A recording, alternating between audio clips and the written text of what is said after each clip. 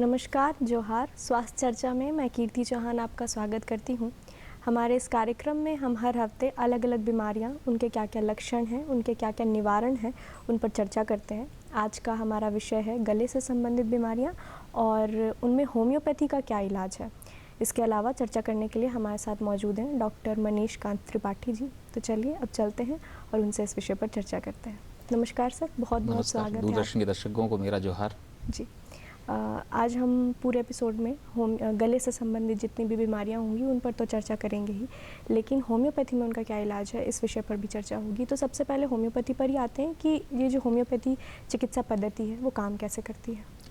Homeopathy चिकित्सा पद्धति जो है एक प्रकार की ऐसी मेडिकल साइंस है, इसके माध्यम से हम देखते हैं कि जो बीमारियों का इलाज होता है वो डायरेक्ट बीमारी पे इलाज नहीं करता है, जाके हमारे वाइटल फोर्स को, जो डिस्टर्ब वाइटल फोर्स है, इस कारण बीमारी पैदा हो रही है, उसको ठीक करके उस वाइटल फोर्स को ही एक्टिव करके उसके माध्यम से ही बीमारी को ठीक करने का प्रयास करता है।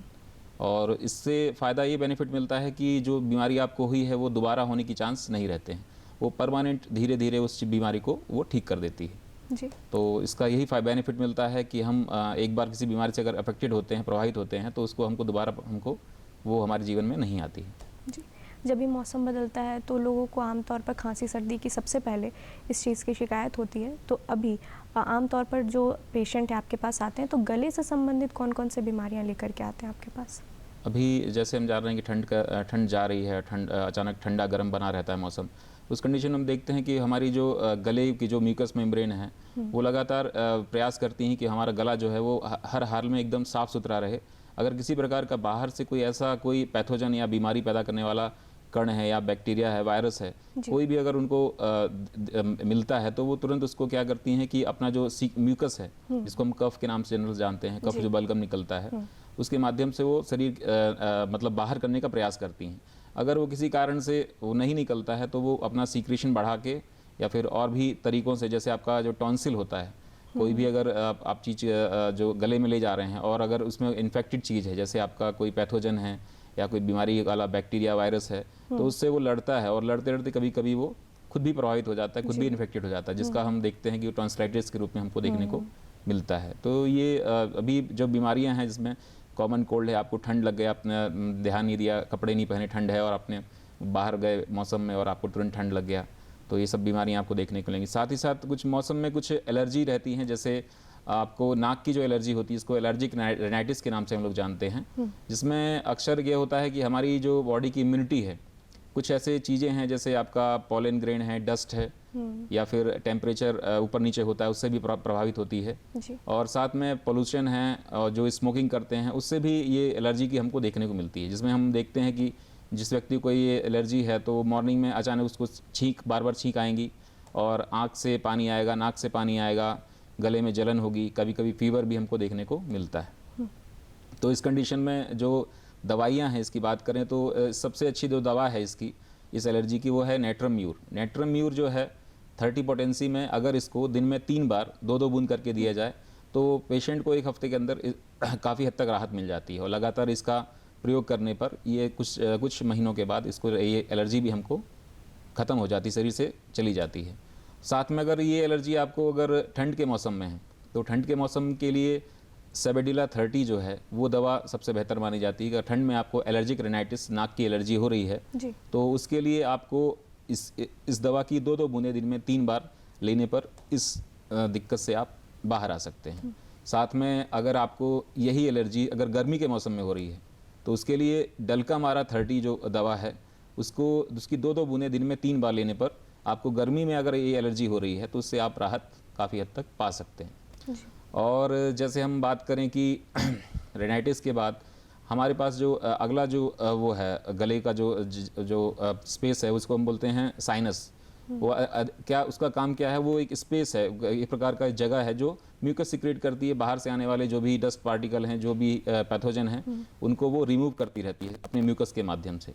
तो कभी कभी क्या होता है कि ज़्यादा म्यूकस बनने पर या फिर ज़्यादा इन्फेक्शन होने पर वो जो स्पेस में लॉक हो जाते हैं, उस कारण से वहाँ इन्फेक्शन या फिर और भी जहाँ पर वो इन्फेक्शन बना हुआ है वहाँ दर्द, बुखार या फिर एलर्जिक रेनाइटिस के जो सिम्टम्स हैं, नाक से पानी आना, जलन होना, गले में खराश होना, ये सब सिम्टम हमको देखने को मिलते हैं। तो इसके लिए सबसे बेहतर दवा है, अगर अब आपको लग रहा है कि पेशेंट एकदम चीखते चीखते या फिर खांसते खांसते लाल हो रहा है, तो उसके लिए बेलाडोना 30 जो है दवा जो है उसको दिन में 3 बार देने पर, 2-2 बूंद देने पर इससे राहत मिलनी शुरू हो जाती है। और जो गला में जो फंसा हुआ म्यूकस है, जो साइनस में म्यूकस फंसा हुआ, वो भी धीरे धीरे निकलना बाहर शुरू हो जाता है।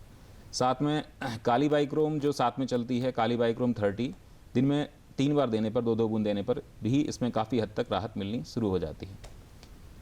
और तो गले से संबंधित जो आमतौर पर मौसम चेंज होने पर जितनी बीमारियां होती हैं, खांसी हो गई, उससे नीचे भी हम गए साइनस वगैरह, उन सब के लिए आपने ना ही सिर्फ सिम्टम्स बल्कि उनका इलाज भी बताया, दवाइयाँ भी बताएं। गले की बीमारियों की अगर बात करें तो गले में मिलने वाला एक ग्लैंड है थायराइड, और आजकल थायराइड से जो हार्मोन्स निकलते हैं उसकी समस्याएं महिलाओं में खास करके बहुत ज़्यादा है। क्या कुछ कारण आपको लगता है थायराइड होने का, और उससे कैसे बच सकते हैं? थायराइड एक ग्लैंड है जो हमारे गले में ही होती है जी। और जिसका कार्य रहता है हमारी ग्रोथ को करना। अगर वो अगर हमारी बॉडी में ज़्यादा बन रहा है, मतलब एक्चुअली होता क्या है कि वो उसका कंट्रोल जो होता है हमारी पिट्यूटरी ग्लैंड से कंट्रोल होता है। पिट्यूटरी ग्लैंड ही उसको हार्मोन्स के माध्यम से उसको कंट्रोल करती है। अगर वो हार्मोन्स ज़्यादा बनते हैं तो उस कंडीशन में तो भी प्रॉब्लम है, और अगर वो कम बनते हैं तो भी इस कंडीशन में शरीर को प्रॉब्लम होती है। जी। आज हम देखते हैं कि मतलब 10 में से कम 2 या 3 व्यक्तियों को थायराइड का प्रॉब्लम देखने को मिलता है। तो इसके लिए ज़रूरी है कि हम अपनी लाइफ स्टाइल पे ध्यान दें। आजकल हम लोग क्या है कि अपनी लाइफ स्टाइल के प्रति एकदम लापरवाह हैं। जैसे हम बात करें कि अगर हम वाटर इंटेक की बात करें, लोग प्रॉपर तरीके से वाटर इंटेक नहीं करते हैं। अगर जैसे हम बात करें कि किसी व्यक्ति का वजन अगर 40 kg है तो उसके लिए कम से कम 2 लीटर पानी की आवश्यकता होती है, तो उतना तो लोग पीते ही नहीं हैं। जैसे ऐसा एक आइडियल मान है कि मतलब अगर किसी 20 kg के हिसाब से पर लीटर के हिसाब से पानी पीना है। मतलब किसी व्यक्ति का अगर बच्चे का वजन 20 kg है तो उसको 1 लीटर दिन में पानी पीना ही पीना है। और भी जैसे हैं आपके जो आप बात करें एक्सरसाइज की बात करें, साथ में जो ब्रीदिंग एक्सरसाइज हैं, प्राणायाम है, योग हैं, ये सब जैसे जैसे हम लोग भूलते जा रहे हैं या फिर नहीं कर रहे हैं तो उस कारण से बॉडी में जो स्ट्रेस आ रहा है उन सब के कारण ये हार्मोन्स की प्रॉब्लम हो रही है। तो उसको ठीक से रिमूव करने के लिए या ठीक से बैलेंस करने के लिए हमको प्रॉपर तरीके से अपना डाइट मेंटेन करना पड़ेगा, अपना वाटर इनटेक सुधारना पड़ेगा, साथ में और जो योगा की एक्सरसाइजेज हैं, डीप ब्रीदिंग एक्सरसाइज, जैसे आप जो ब्रीदिंग ले रहे हैं उसको ठीक से रोकना और कुछ समय बाद उसको बाहर निकालना, इन पे ध्यान देना पड़ेगा। इन सब चीज़ों से इन चीज़ों पर बहुत असर आता है। साथ में धीरे धीरे ये अगर इसको हम ध्यान देते हैं तो काफ़ी हद तक इससे हम निजात पा लेते हैं। और साथ में कुछ होम्योपैथिक मेडिसिन भी हैं जो काफ़ी हद तक मदद करती हैं। थायराइडनम 3x के नाम से एक दवा आती है जो इस पे दवा चलती है और काफ़ी हद तक इसको हमको इससे निजात देती है। जी। शुरुआत में जब आप खांसी के बारे में बता रहे थे, खांसी, सर्दी, ज़ुकाम या बुखार, ये ऐसे जो छोटी मोटी बीमारियां होती हैं, ये असल में हमारे बॉडी का रिएक्शन है। जब भी चाहे वो टेम्परेचर से लेकर के चेंज हो या डस्ट पार्टिकल से लेकर के हमारा बॉडी का जो रिएक्शन है, तो इनसे कोई बहुत बड़ा कुछ नहीं होता है। लेकिन यही खांसी जो है वो कोई और रूप अगर ले ले तो फिर वो भयंकर बीमारी हो सकती है। खांसी कब कोई और रूप ले सकती है, जैसे कि टीबी बन सकती है या कोई और बीमारी बन सकती है? खांसी जो है कई बीमारियों का एक सिम्टम, एक लक्षण है जी। और अगर आपको शुरुआती दौर में अगर खांसी हो रही है, जैसे आपको ठंड लग गया और ठंड कारण से आपको खांसी हो रही है जी। तो उस कंडीशन में कुछ दवाएं हैं जो शुरुआती स्तर पे लेना उचित रहता है। जैसे मैं आपको बताऊं कि अगर आपको ठंड लग गया और शुरुआत में ही अगर आप एकोनाइट 30 लेते हैं, दिन में 2 बार लेते हैं, 2-2 बूंद करके दिन में 2 बार, तो उससे आपको ठंड से अगर आपको खांसी आ रहा है तो उस पर आप निजात पा लेते हैं जी। अगर आपको लगता है कि आपको जो खांसी आ रहा है उसमें बिना म्यूकस के है, खाली सूखा खांसी आ रहा है, उस कंडीशन में ब्रायोनिया एल्बा जो है वो बहुत इफेक्टिव रहती है और इसको शुरुआती खांसी को ठीक कर देती है जी। साथ में अगर आपको जो खांसी आ रहा है, वो जिस देखते हैं कई बच्चों को रात में बच्चा सोता है तभी खांसी आता है, हम लोग सोते हैं तो दिन में तो ठीक रहता है और रात में ही खांसी बढ़ जाता है, तो उस कंडीशन में आपका ड्रोसेरा के नाम से एक मेडिसिन आता है, ड्रोसेरा 30 पोटेंसी में, उस दवा को दिन में 3 बार देने पर, 2-2 बूंद देने पर काफ़ी हद तक इस रात में जो खांसी आता है वो उससे निजात मिल जाता है। कभी कभी क्या होता है दिन भर ठीक रहता है, बच्चा सुबह जब उठता है, सुबह 4 या 5 बजे सुबह जब मॉर्निंग में अचानक से खांसी उसकी बढ़ना शुरू हो जाती है, तो उस कंडीशन के लिए भी कॉकस कैक्टाइज एक दवा रहती है 30 पोटेंसी में, उसको दिन में 3 बार 2-2 बूंद देने पर काफ़ी हद तक वो जो मॉर्निंग की जो कफ है वो काफ़ी राहत मिल जाती है। अक्सर जो कफ का प्रॉब्लम है वो हफ्ते 2 हफ्ते में या 10 दिन में ठीक हो जाता है। अगर वो 2 हफ्ते 3 हफ्ते से लगातार चल रहा है तो हो सकता है कि मे बी उसको लंग्स का इन्फेक्शन हो, जैसे आपका टीबी हो सकता है या फिर ब्रोंकाइटिस हो सकता है और निमोनिया का भी कारण हो सकता है। तो ये एक मतलब सिम्टम है जो और बीमारियों को बता सकता है कि जैसे आपका अगर काफ़ी टाइम से आपको वो है खांसी आ रहा है, 2 हफ्ते से ऊपर हो गया, तो आप बलगम जांच कराएंगे, उस पर पता चलेगा कि आपको एक्चुअली कंडीशन है क्या, मतलब कि आपको मतलब टीबी का प्रॉब्लम है कि ब्रोंकाइटिस हो गया है या फिर न्यूमोनिया की शिकायत है, वो सब कंडीशन वो है उस आधार पे पता चलती हैं। जैसे हमारे यहाँ अगर टीबी की बात करें, टीबी हम देखते हैं कि लंग्स में भी पाया जाता है। टीबी का जो बैक्टीरिया है अक्सर हमारे एनवायरनमेंट में रहता है, और अगर जिसकी इम्यूनिटी मजबूत रहती है तो उस व्यक्ति को ये प्रभावित नहीं करता है, इसके लंग्स में जाता है और वहीं पे जाके स्टॉप हो जाता है। पर अगर जिसकी इम्यूनिटी कमज़ोर है उस व्यक्ति को क्या होता है कि वो उसके लंग्स में जाने के बाद उसको वो वहाँ से बढ़ना शुरू हो जाता है और लंग्स को प्रभावित करता है। हो सकता है वहाँ से निकल कर वो आपके ब्रेन में, आपके बोन में, आपके ब्लड में भी आपको इफेक्ट कर सकता है। इसलिए कहते हैं जो टीबी होता है वो लंग्स के साथ साथ और भी ऑर्गन को प्रभावित करता है जी। साथ में अगर देखें तो इसके साथ साथ आपको ब्रोंकाइटिस जो रहता है, आपका जो शुरुआती जो आपका लंग्स जो है उसमें जो मेन लंग जो आपकी जो एयर ट्यूब जो रहती है, जिसको हम 2 पार्ट में आगे चल के वो डिवाइड हो जाती है, जिसको ब्रोंकस बोलते हैं, उसी हिस्से में अगर इन्फेक्शन हो रहा है तो उसको ब्रोंकाइटिस के नाम से हम लोग जानते हैं। उसमें क्या रहता है कि अगर लंग्स में कोई पैथोजन, कोई ऐसा बैक्टीरिया जो आपका जो इन्फेक्शन क्रिएट कर सकता है, अगर वो पहुंच जाता है तो उस कंडीशन में हम देखते हैं कि वो ब्रोंकस जो है कुछ टाइम बाद या तो उतना म्यूकस सीक्रेट तो करता ही, साथ में कुछ टाइम बाद वो श्रिंक होने लगता है। उसमें हाइपरट्रॉफी, मतलब वो जो उसका जो मेम्ब्रेन है काफ़ी मोटा होके उसको सिकोड़ देता है, उस कारण से उनको सांस लेने में प्रॉब्लम होती है, फीवर भी रहता है, और साथ में जब सांस लेता है एक वीजिंग साउंड आता है। जब कोई भी जब पाइप है अगर उसको छोटा कर दिया जाए, उससे हवा पास कराई जाएगी तो उसमें जो साउंड आता है वीजिंग साउंड, वो हमको देखने को मिलता है। ठीक है। और वीजिंग साउंड कभी कभी हमको अस्थमा भी देखने को मिलता है। अस्थमा जो है हम जैसा जानते हैं, अस्थमा एक ऐसी कंडीशन है, एलर्जिक कंडीशन है। अगर किसी व्यक्ति को किसी चीज़ से अगर अस्थमा आता है, अस्थमा अटैक आता है, मतलब उसका जो आपका जो विंड पाइप है वो श्रिंक हो जाता है, छोटा हो जाता है उस एलर्जेंस से। जैसे कि हम बात करें कि अगर किसी को डस्ट से अगर उसको अस्थमा का अटैक आ रहा है, या फिर किसी को पोल्यूशन से है, या फिर पॉलन ग्रेन से है, या फिर टेम्परेचर के भी ऊपर नीचे होने से भी काफ़ी फ़र्क पड़ता है। तो अलग अलग कंडीशन पे अलग अलग है। अगर किसी व्यक्ति को वीजिंग साउंड आ रहा है तो उसके लिए एक होम्योपैथी में एक दवा है जो आपका ब्लाटा और इंटेलिस मदर टिंचर के नाम में आता है। ये दवा, इसको 20-20 बूंद दिन में 2 बार देने पर काफ़ी हद तक पेशेंट को निजात मिल जाता है अगर उसको वीजिंग साउंड का प्रॉब्लम है। मतलब उसकी अगर सांस लेने में अगर आवाज़ आ रही है तो काफ़ी हद तक राहत मिलता है। साथ में और भी दवा चलती हैं, आर्सेनिक एल्बम और भी बेलाडोना है, कंजेशन ज़्यादा है तो और सी दवा चलती हैं, उससे काफ़ी निजात मिल जाता है। जी। पहले के समय में हम देखते थे कि जो बहुत सीरियस बीमारियां होती थी वो उतने कॉमन नहीं थे, जैसे कि थायराइड उतना कॉमन नहीं था, कैंसर उतना कॉमन नहीं था, पर आजकल कैंसर बहुत कॉमन हो गया है। अगर हम गले की कैंसर की बात करें तो एक सिम्टम जो समझ में आता है सारे कैंसर्स में जो कॉमन होता है कि ट्यूमर देखने के लिए मिलेगा, तो गले में ट्यूमर है तो एक सिम्टम ये समझ सकते हैं। और क्या क्या सिम्टम्स हैं जो अगर हमें दिखते हैं तो हम समझ सकते हैं कि गले का कैंसर है? कैंसर एक ऐसी बीमारी है जिसका कोई फिक्स कॉज नहीं कि इस कारण से कैंसर होता है। जी। कैंसर तब पता चलता है जब उसके सिम्टम्स हमको देखने को मिलते हैं। जैसा हम देखते हैं कि अगर हम गले की बात करें तो गले में अगर कोई कैंसर की शिकायत है तो आपको ये देखना पड़ेगा कि गले में आपको कोई घाव तो नहीं है, कोई ऐसा छाला तो नहीं है जो बहुत दिनों से हो ठीक नहीं हो रहा हो, कोई ऐसा मतलब रफ सरफेस तो नहीं है जिससे प्रॉब्लम हो रहा है, मतलब काफ़ी टाइम से और ठीक नहीं हो रहा है, या उसको अचानक बोलने में या खाने में कोई समस्या पैदा हो रही है। तो अगर इस टाइप की समस्या उसको हो रही है तो उसको डॉक्टर के पास जाना चाहिए और उसका प्रॉपर जांच कराना चाहिए, कहीं ये कैंसर तो नहीं हो सकता है। उस कंडीशन में इसको काफ़ी हद तक ठीक किया जा सकता है। जी। कई लोगों को आमतौर पर देखने के लिए मिलता है कि गले में कुछ अटका अटका सा लग रहा है, भारीपन लग रहा है, ये बहुत कॉमन है। इसका क्या कारण होता है और इसके होम्योपैथी में क्या इलाज है? गले में जो भारीपन सा लगता है कि कुछ खाने पे या पीने पे हमको कुछ गड़ रहा है, या फिर कुछ ऐसा लग रहा है कि गले में कुछ बना हुआ है हमेशा, तो ये एक हमारी जो गले में एक डिफेंस रहती है, डिफेंस जो क्या कहेंगे उसको, टॉन्सिल जो रहते हैं, टॉन्सिल जो पेयर में रहते हैं, जिसका काम रहता है कि बाहर से आने वाले पैथोजन पे अटैक करके उनको डिस्ट्रॉय कर देना। जी।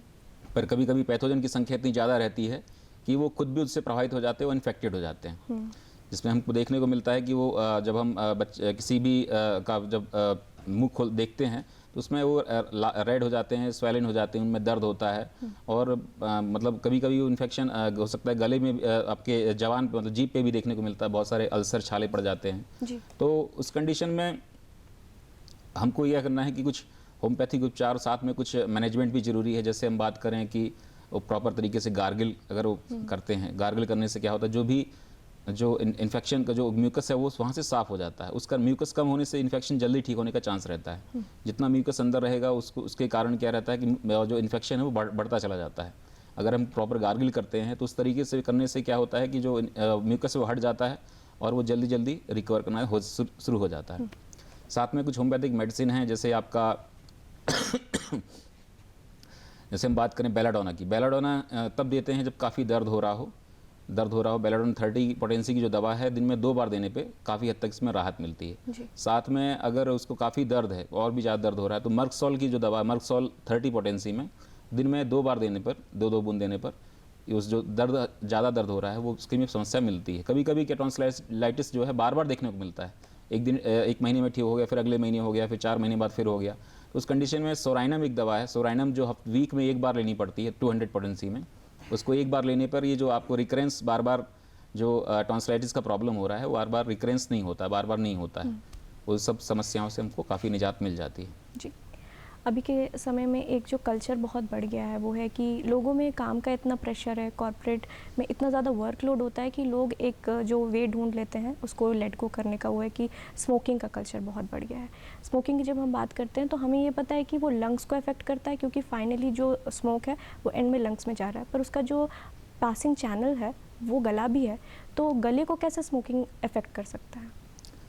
जो भी इन्फेक्शन की बात करें या फिर जो भी जैसे स्मोकिंग कोई व्यक्ति करता है तो वो उसका जो कनेक्शन तो गला ही है, मतलब गले से ही मतलब वो अंदर जा रहा है और बाहर आ रहा है। तो अगर जब वो लंग्स को इफेक्ट करता है तो उस इफेक्ट के कारण जो भी प्रॉब्लम आता है वो इफेक्ट हमको गले में भी देखने को मिलता है। जैसे आपको अगर आपका लंग्स इन्फेक्टेड है या फिर उसमें एम्फाइसीमा एक लंबे टाइम तक अगर स्मोकिंग करते हैं तो जो उसका जो लंग्स का जो आखिरी छोर, इसको हम एल्वियोलाई बोलते हैं, कुछ टाइम के बाद वो जो बलून की जैसे फूलता है और सिकुड़ता है वो होना बंद हो जाता है। उस कारण में हम देखते हैं कि जो पेशेंट है उसको लंबी लंबी सांस लेनी पड़ती है, सांस लेने क्योंकि उसका ऑक्सीजन का लेवल जो है वो डाउन होना शुरू हो जाता है। उस कारण से उसको ये सब हमको समस्याएं देखने को मिलती हैं। और साथ में उसका जो गला भी है वो काफ़ी इन्फेक्टेड हो जाता है, उसमें रेडनेस, स्वेलिंग और फेरिंगाइटिस भी प्रॉब्लम, जो फेरिंग्स का जो इन्फेक्शन है वो भी हमको देखने को उसमें मिलता है जी। तो इसका तो सिर्फ एक ही है कि आप ये एक कॉज ये भी है कि कैंसर होने का, कि जो जैसे 10 में से अगर 4 लोग जो है स्मोकिंग कर 10 लोग व्यक्ति हैं, 10 में से 4 लोगों को चांस रहता है कि कैंसर होगा ही होगा। मतलब कैंसर का एग्जैक्ट कॉज तो पता नहीं है, पर ऐसा माना जाता है कि अगर 100 लोग हैं, 100 लोग में से अगर 100 लोग स्मोकिंग कर रहे हैं तो 100 में से चांस रहेगा कि 40 लोगों को कैंसर का मतलब बीमारी हो सकता है। इस हद तक मतलब ये प्रभावित कर सकता है जी। हम जब स्ट्रेस और टेंशन की बात करते हैं तो इन सब में हम लोगों को ज़्यादातर जो सिम्टम्स देखने के लिए मिलता है वो गले से रिलेटेड नहीं है, बट एंजाइटी का एक सिम्टम ये भी है कि आपके गले में खराश देखने के लिए मिलता है। ये सर कैसे पता चलेगा कि ये जो गले में खराश है ये एंजाइटी के कारण हो रहा है, और इसका क्या इलाज है? एंजाइटी है तो पेशेंट खुद ही डिसाइड कर पाएगा कि वो इसको एंजाइटी का प्रॉब्लम है कि नहीं है। वो बार बार जो अपनी सोच है, उस एंजाइटी मतलब क्या, विचारों को बहुत तेज़ी से मतलब आना है, मतलब विचारों में ही खोई रहना जी। जिसके कारण एक प्रेशर बन जाना, एक मेंटल प्रेशर बने रहना लगातार। तो उसको तो पेशेंट को खुद को ठीक करना है। उसके लिए तो उसको प्रॉपर तरीके से अपने आप को मैनेज करना पड़ेगा। जो समस्याएं उसको लग रही हैं, जिसके कारण प्रॉब्लम हो रही हैं, वो सोल्यूशन खुद दवाओं से उससे थोड़ा कुछ राहत मिल सकती है, पर प्रॉपर जो राहत मिलेगी उसको खुद को सुधार करने पे होगा। प्रॉपर तरीके से उसको नींद लेना पड़ेगा, प्रॉपर तरीके से अपना स्ट्रेस मैनेजमेंट करना पड़ेगा। साथ में जो एक्सरसाइज होती है, ब्रीदिंग एक्सरसाइज, जो आपकी जैसे वॉक हो गया, मॉर्निंग वॉक, इवनिंग वॉक, इसको प्रॉपर तरीके से डाइट मेंटेन करना, प्रॉपर वाटर इनटेक करना, सारी चीज़ों को ध्यान में रखते हुए ही वो उस चीज़ से निजात पा सकता है। अगर कोई व्यक्ति सोचे कि वो खाली मेडिसिन से एंजाइटी से बाहर आ जाएगा तो पॉसिबल नहीं है जी। क्योंकि एक ओवरऑल समस्या है, एक लाइफ स्टाइल प्रॉब्लम है। कई बार होता है कि लोग बहुत घरेलू नुस्खे अपनाते हैं, जैसे गले में अगर भारीपन लग रहा है, खराश आ रही है तो मेथी का पानी पी ले रहे हैं। इस तरीके के जो घरेलू नुस्खे हैं इसको आप एज अ डॉक्टर कैसे देखते हैं? क्या ये सही है या गलत है? नहीं, अगर शुरुआती उसमें अगर इनसे आराम मिल रहा है, जैसे हल्दी हो गया और भी जो गर्म चीज़ें हैं, तो अगर उनको लेने पे अगर शुरुआती स्तर में फ़ायदा हो रहा है तो कोई दिक्कत नहीं है, ले सकते हैं। अगर कुछ टाइम बाद, एक आध हफ्ते लेने के बाद अगर प्रॉब्लम वैसी बनी रही हुई है तो डॉक्टर के पास जाना ज़रूरी हो जाता है, क्योंकि हो सकता है कि इन्फेक्शन अंदर पहुंच गया हो या फिर और प्रॉब्लम हो सकती है उसमें। तो शुरुआती स्तर में ये ठीक है, पर बाद में ये नुकसानदायक हो सकता है। जी। डायबिटिक पेशेंट में हम देखते हैं कि गले के इन्फेक्शन की जो चांसेस है वो बहुत ज़्यादा होती हैं, तो उसको कैसे ठीक किया जा सकता है होम्योपैथी में? डायबिटीज़ एक ऐसी प्रॉब्लम है जिसमें हम देखते हैं कि जो किसी व्यक्ति का जो ब्लड शुगर है वो बढ़ने लगता जी। है, बट जो उसका जो शुगर है ब्लड से वो जो ऑर्गन की तरफ ट्रांसफ़र होना चाहिए, सेल की जब ट्रांसफ़र होना चाहिए वो ट्रांसफ़र नहीं हो पाता है, वो ब्लड में ही रह जाता है। उस कारण से जो उसकी सेल है वो वीक हो जाती, कमज़ोर हो जाती है, सेंसिटिव हो जाती है। उस कारण से जो भी डिसीज़, जो भी बीमारी उसको होती है, उससे निजात पाना बहुत कठिन हो जाता है। मतलब छोटी भी इन्फेक्शन है वो लंबा चलता है। हो सकता है कि जो इन्फेक्शन आपका हफ्ते भर में ठीक हो सकता है, वो हो सकता है कि आपको महीने भर या फिर 1.5 महीने 2 महीने तक आपको परेशान करके रख सकता है। तो उसके लिए तो यही है कि जो आपको अपनी जो डाइट है उसको प्रॉपर मेंटेन करना पड़ेगा, और जो भी जिस कारण से आपको लग रहा है कि आपका इस खाने के बाद आपका शुगर बढ़ रहा है, इस फूड को लेने के बाद आपका शुगर बढ़ रहा है, उसको अवॉइड करना पड़ेगा। बिना उसको अवॉइड किए हुए उससे निजात पाना थोड़ा सा कठिन होता चला जाता है। जी। जब हम गले की बीमारियों के बारे में बात करें तो डिप्थीरिया जो है उसका सर क्या-क्या लक्षण होता है? क्या उपचार है उसका? डिप्थीरिया, जिसको हम गलघोंटू के नाम से जानते हैं, जिसमें हम देखते हैं कि किसी बच्चे को जब फेरिंग्स में इन्फेक्शन होता है और उसमें उसके गले में जो है कुछ ऐसी मेम्ब्रेन बननी शुरू हो जाती है, स्यूडो मेम्ब्रेन, जो उसको जो सांस लेने में भी प्रॉब्लम आगे चल के कर सकती हैं। इसके लिए गवर्नमेंट की तरफ से एक आपका वैक्सीन गवर्नमेंट प्रोवाइड करती है, और प्राइवेट में भी मिलता है डीपीटी के नाम से। डीपीटी के नाम से ये मेडिसिन मिलता है, जिसमें डिप्थीरिया, पर्टुसिस और आपका टेटनस तीनों साथ में रहते हैं, और शुरुआती महीनों में ये लग जाता है, तो इससे इसकी समस्या जो है वो कम हो जाती है। अगर ये इन्फेक्शन होता भी है तो काफ़ी हद तक निजात मिल जाती है इसमें। जी। जब भी हम होम्योपैथी और एलोपैथी की बात करते हैं तो जो बेसिक एक डिफरेंस समझ में आता है कि जो होम्योपैथी है वो जो है वो बीमारी की जड़ पर काम करता है, एलोपैथी में आप सिम्टम्स ठीक कर सकते हैं। कौन कौन सी ऐसी बीमारियां हैं जिनके लिए आपको लगता है कि लोगों को होम्योपैथी को ही ज़्यादा प्रेफर करना चाहिए? कई ऐसी बीमारियां हैं, जैसे मैं सीरियस इन्फेक्शन की बात नहीं करूँगी, बहुत सीरियस इन्फेक्शन है तो आप होम्योपैथी की ओर आएँ, पर जहाँ शुरुआती स्तर के इलाज है, जहाँ पे आप थोड़े से मेडिकेशन से या थोड़े मैनेजमेंट से उसको सुधार कर सकते हैं, तो उसको आप होम्योपैथी से ही ठीक करना उचित है, क्योंकि हर चीज़ के लिए एंटीबायोटिक लेना उचित नहीं है, जी। क्योंकि एंटीबायोटिक का भी एक अलग स्तर है। वो एक समय के बाद ही जैसे कोई बीमारी हुई तुरंत एंटीबायोटिक आप लेना शुरू कर दिए, तो हो सकता है कि आपको आगे चल कर वो एंटीबायोटिक आपको वो उस बीमारी से निजात ना दिला पाए। तो इसके लिए ज़रूरी है कि शुरुआती स्तर में अगर आपको होम्योपैथी से बेनिफिट मिल रहा है, उसको शुरुआती स्तर में अगर वो अच्छी तरीके से ठीक कर रही है होम्योपैथी, तो उसी का आराम, क्योंकि उससे कोई साइड इफेक्ट नहीं है, कोई आपका जो गुड सेल है, गुड बैक्टीरिया, उसको भी ये डिस्ट्रॉय नहीं करता है। तो उस कंडीशन में होम्योपैथी ज़्यादा बेहतर है, क्योंकि होम्योपैथी जैसे मैंने बताया आपको कि वाइटल फोर्स पे काम करती है, डिस्टर्ब वाइटल फोर्स को एक्टिव करके बीमारी से लड़ने के लिए हमको तैयार करती है।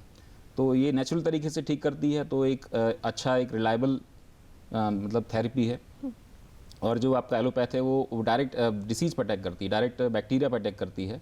उस कारण से क्या होता है कि कुछ टाइम बाद वो जो आपका एंटीबायोटिक दवाएं हैं वो उस बैक्टीरिया पे असर नहीं करती हैं, वो बैक्टीरिया उसके प्रति अपनी इम्यूनिटी तैयार कर लेते हैं। उस कारण से ये समस्याएं जो हैं हमको देखने को मिलती हैं कि वो फिर वो एंटीबायोटिक फ्यूचर में उस बच्चे को असर नहीं करती है।